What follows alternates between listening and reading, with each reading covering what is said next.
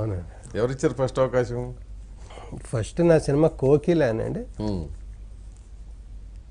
కోకిల అది రిలీజ్ అయిన సినిమా, ఉమ్, గీతాకృష్ణ అండి. ఉమ్, కాకపోతే దానికి ముందు నేను వంశీ డైరెక్టర్ ఆయన దగ్గర చేశానండి. ఓకే. చేసి చాలా కష్టాలు పడ్డాను అనుకోండి. ఉమ్, పడడం కూడా మంచిదే అయింది. అంటే ఎట్లాంటి కష్టాలు పడ్డారు? ఇది మొదలైంది ఓపెన్ హార్ట్.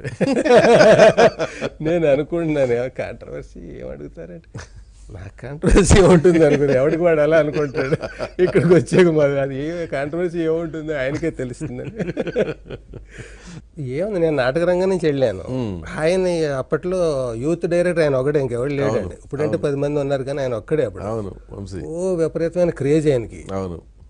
ఏం చెప్పినా నచ్చేది కాదు మనకు. అసలే ఆ అనే దగ్గర నుంచి వచ్చాం కదా, మాట రాదు నోట్లో. రాయమంటే రాసేవాళ్ళం. ఆయన సీన్లు చెప్పమనేవాడు రోజు. సీన్లు ఇదేంటండి, సీన్లు ఏంటి, మీరు నాటకాలు రాసేసారు, ఎలా రాశారండి మీరు?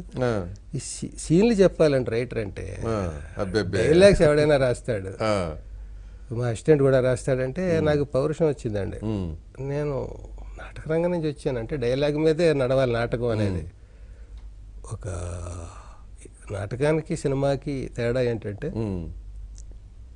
నాటకానిది ఇల్లంత ప్రపంచం, సినిమాది ప్రపంచం అంత ఇల్లు. ఏం చూపించినా ఆ ఇల్లంత దాంట్లోనే ప్రపంచాన్ని చూపించాలి. పాత్రలు వచ్చాయి, దృశ్యాలు మారవు, దృశ్యం అదే, మాటలతో నెగ్గించాలి. అక్కడ మాటకారు అయ్యి ఉండాలి ప్రతి పాత్ర. మాటలతోటి సంఘటనలు కూడా ఎక్కువ ఉండవండి. 1-2 పాయింట్ తీసుకుని దాని మీద గంటన్నర కూర్చోపెట్టాలి. పవర్ ఆఫ్ డైలాగ్ తోటే ఉండాలి. మరి సినిమా అంటే రకరకాల సీన్లు, 120 సీన్లు, 150 సీన్లు ఉంటాయి. అందుకనే మీరు గమనిస్తే నవలా రచయితలందరూ కథా రచయితలు అయ్యారు, నాటక రచయితలందరూ ఆత్రేయ గారి నుంచి మీరు చాలా మందిని అబ్జర్వ్ చేయండి, గణేష్ పాత్ర గారు, ఇలా అందరూ కూడా.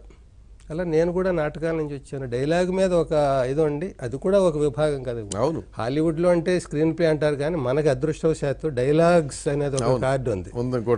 అది మాలాంటి వాళ్ళ కోసం అనమాట. దాని మీద మనం ప్రూవ్ చేసుకోవాలని నేను వెళ్ళిందే ఇండస్ట్రీకి దాని మీద. అక్కడ ఆయన అలా అనేటప్పుడు కొంచెం బాధపడ్డాను, పౌరుషం వచ్చింది. చూపిస్తాను అసలు డైలాగ్ అంటే ఏంటో, ఎల్బి శ్రీరామ్ అంటే ఏంటో అని మనసులో ప్రతిజ్ఞ చేసుకున్నాను. అక్కడి నుంచి డిఫరెంట్గా ఆలోచించా. ఆ డైలాగ్ నేను రాయలేదండి, రాయలేకపోయినని ఆయన ఫీలింగ్. ఏడాది ఆయన దగ్గర చేశాను నేను. ఆయన కదా ఇక్కడ నెగ్గకపోతే పరువు తక్కువ. ఇలాంటి బాధల్లో వెళ్తే ఒక ముసలాయన ఎవడో ఉండేవాడు, ఇలా ఉండేది అనమాట.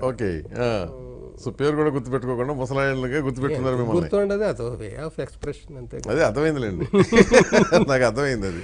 సో అంటే మరి ఓపెన్ హార్ట్ ఓపెన్ గా చెప్పాలి కనుక మరి మీరు అడగకుండానే ఉండాలి, నేను దాచకుండానే ఉండాలి. అవును. సో దాచే కొద్దీ ఇంకా పెరిగిపోతుంది. ఆయన క్లియర్ అయిపోతాడు, నేను క్లియర్ అయిపోతాను. ఆయన ఉద్దేశంతో అన్నాడు, నేను అది అంటే ఒక రకంగా నేను పాజిటివ్గానే తీసుకున్నాను. మనకి రానిది ఆయన గిచ్చుతున్నాడు, ఇది రేపు ప్లస్ అవుతుంది, వేళ కష్టంగా కన్నీటి. అది ఒక పని మీద వచ్చాం, నమ్ముకుని వచ్చాం, భుజాన్ని ఫ్యామిలీని వేసుకుని వచ్చాం. ఓటమితో వెళ్ళకూడదు, గెలవాలి. చిన్నప్పటి నుంచి ఆ పట్టుదలని ఏమైనా అనుకుంటే సాధించాలి అనేది. అది ఎంతైనా సరే, సముద్రాన్ని ఏదాలన్నా సరే మధ్యలో చచ్చిపోవాలి తప్ప, ఏదాలి అనుకుంటే ఈదేయడమే. ఈదడం కరెక్టా కాదా అని 100 సార్లు ఆలోచిస్తాను. కరెక్టే అనుకున్నప్పుడు నా అదృష్టం బాగుంటే మధ్యలో షిప్ వస్తుంది, లేకపోతే గడ్డి పరకు గడ్డి పరకు ఎందుకు వస్తుంది, బెంగళూరు వస్తుంది. సో అట్లా అదృష్టం అంటే అన్నీ నాకు షిప్పులే వచ్చేసారు. ఎక్కడికక్కడ నా చిన్న జీవితాన్ని అనలైజ్ చేసుకుంటే నా వర్త్ రూపాయి అంటే నాకు 2 రూపాయలు దొరికింది. అప్పుడు 2 రూపాయల నుంచి 5 రూపాయలు ఎదిగితే 10 దొరికింది నాకు. 2 నుంచి 2 లక్షలు దొరకలేదు, 2 నుంచి పావలా దొరకలేదు. సో అట్లా అందుకనే చాలాసార్లు అనుకుంటూ ఉంటాను, నేను లిఫ్ట్ ఎక్కి పైకి రాలేదు ఈ స్థితికి, మెట్టు ఎక్కువ వచ్చాను. అందుకనే నేను కొన్ని స్లోగన్లు నాకు నచ్చినవి, అందులో నేను చిన్నప్పటి నుంచి వాడుకునే